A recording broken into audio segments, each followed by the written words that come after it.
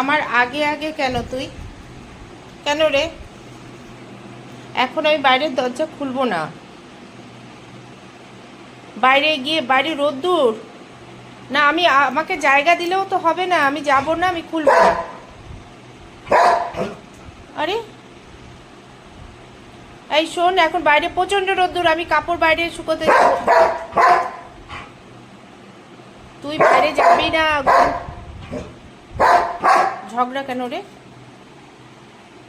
বাইরে যাওয়ার জন্য দরজাটা ভালো তো, খুলতে তো খোল।